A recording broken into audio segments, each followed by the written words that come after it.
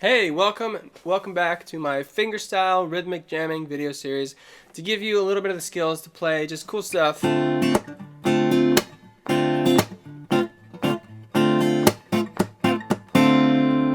like that.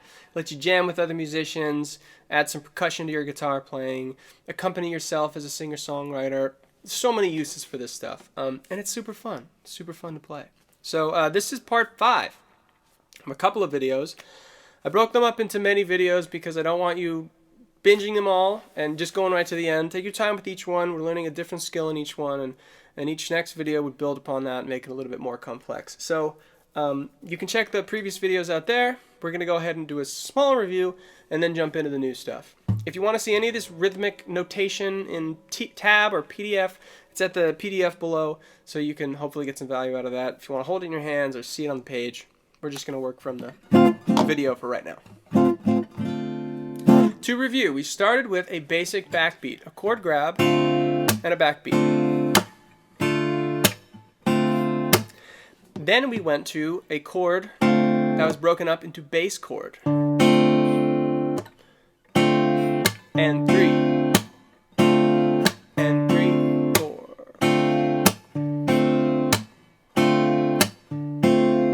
Then we broke that bass chord up into smaller pieces. Bass, index, middle ring. So we have those 3 on 8th notes. 1, 2, and 3, and 4. 1, 2, and 3, and 4. And then we added another bass note, version 4, in anticipation of beat 1. So it's like, and 1, 2, and 3, and 4, and 1, 2, and 3, and 4, and 1. So if you've made it this far, it's starting to get pretty busy. We have a couple different techniques, a couple different rhythmic things that are all coming together, but a very cool, interesting fingerstyle rhythm.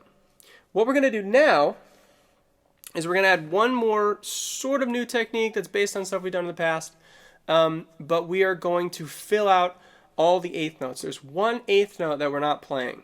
It's the and of 1. So you can hear that. 1, 2, and 3, and 4, and 1, 2, and 3, and 4, and 1. Right there, right after that first beat, we have a pause, and we're just going to go ahead and fill that in so we have a nice, full, fluid 8th note rhythm. Now, rather than breaking up something we're already doing, we're going to add something. We're going to add what I call a rake, or just a first finger pluck, just to fill in that gap. And it's just going to be the same sort of feeding the elephant type motion. You're not strumming with the forearm or the wrist. You're grabbing, you're feeding the elephant, like an elephant's trunk coming up in here. That's how you pluck the strings, okay? That's super important because it's what's going to make your playing fluid. You can't have all this extraneous movement. You can, it just won't be as rhythmic. You want to be tight. You want to be getting rid of any fat, extraneous movement. Be very specific in what you're doing. So what we're going to do is we're just going to practice with our first finger, kind of strumming, raking, a couple strings, one string, whatever you hit. It's super flexible, super fluid. What's specific about this is you don't want to strum. You're not going sideways, you're not doing wrist. Watch my arm, it's super steady. The first finger just almost retracts up into my hand. I can grab the whole chord, or I can grab a piece of it, string at a time.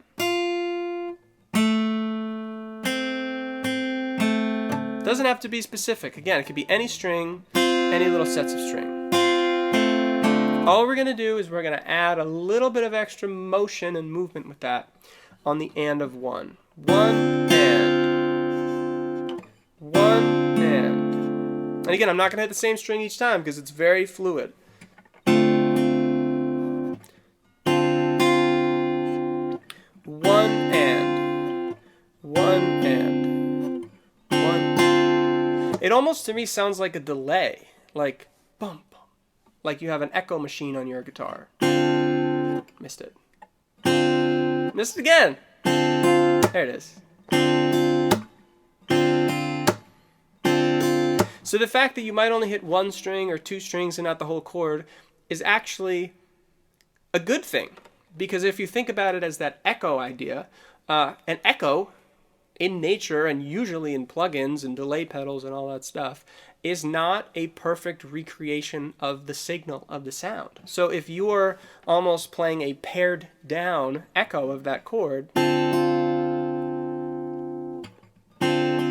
it almost sounds better than if it was perfect again. We don't want that. We don't want... If we wanted that, we'd do that. But we're not doing that. We're doing that. It's almost like a reflection of the chord. And it can be any string. Maybe the top 3 or 4 strings. Top 3 strings aim for.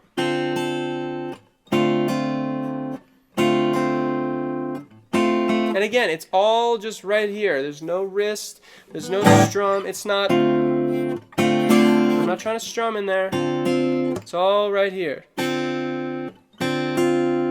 It's very fluid. It's very flexible. Which string you hit, how many you hit. It should just be smaller than what you started with. Like a reflection of the chord. An echo of the chord. If we put that on the and of 1, which is the second eighth note, really the 1 and, we're going to fill, and we combine it with the version 4 that we did in the last video, we're going to fill out all the eighth notes. 1 and 2 and 3 and 4 and 1 and 2. 4 and 1.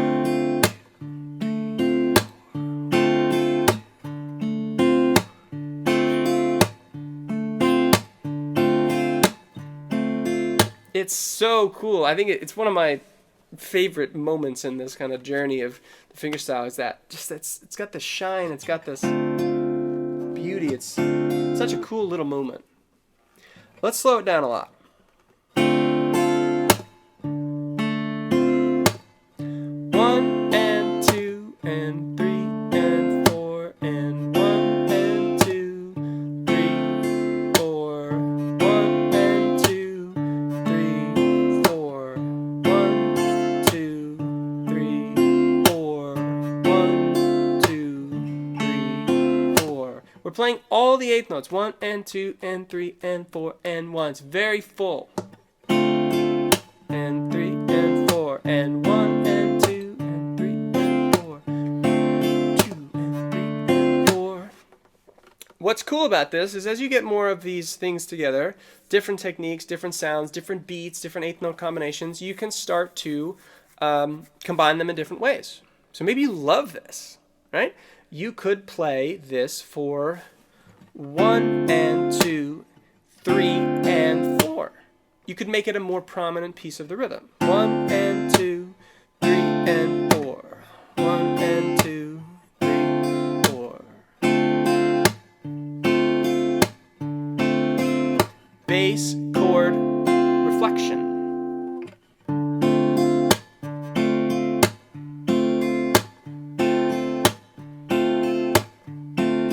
Maybe you like that better than what we started with.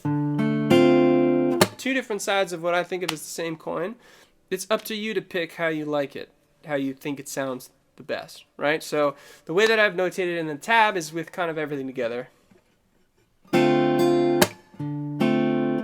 Not like that, like this.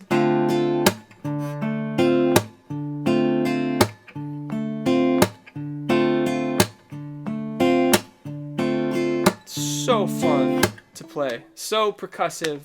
It's great for accompanying yourself or for playing with another musician, adding some percussion, adding some rhythm, right?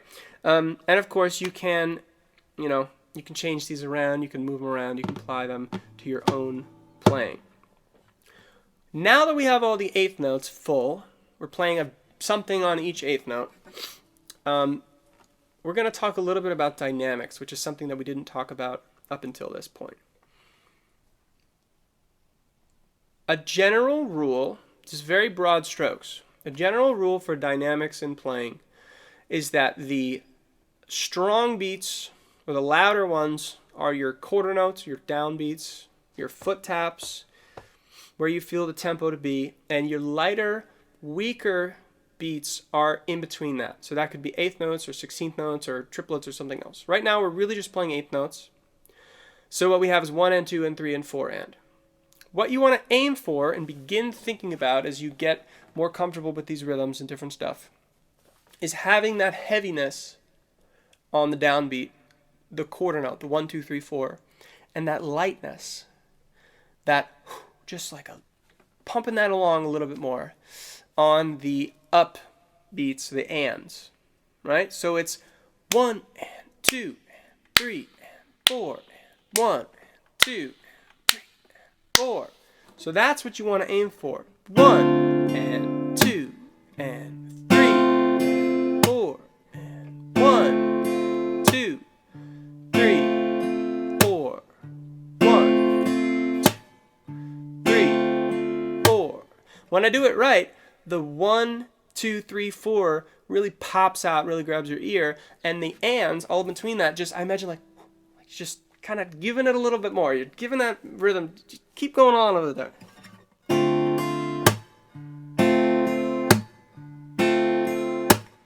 One, 2, 3, 4. 1, 2, 3, 4, and 1.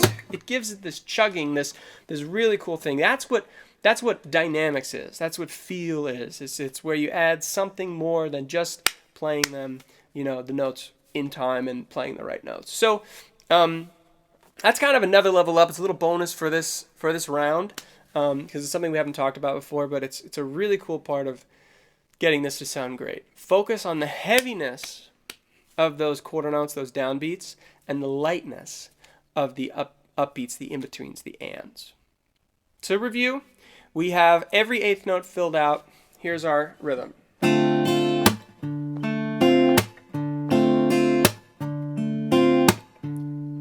and 2 and 3 and 4 and 1 and 2 and 3 and 4 and. Hope you've enjoyed this. If you want a refresher, you can check out the other videos. We're going to go on to level 5. We're going to talk about something new. We're going to keep going. Level 6. We're on level 5 now. Level 6. It's flying by. Thank you for watching. I hope you got some value out of this. Please like, subscribe, comment on what you want to see on the channel. Again, if you want to check the PDF out with everything written down, that is below. I will see you in the next one in level 6.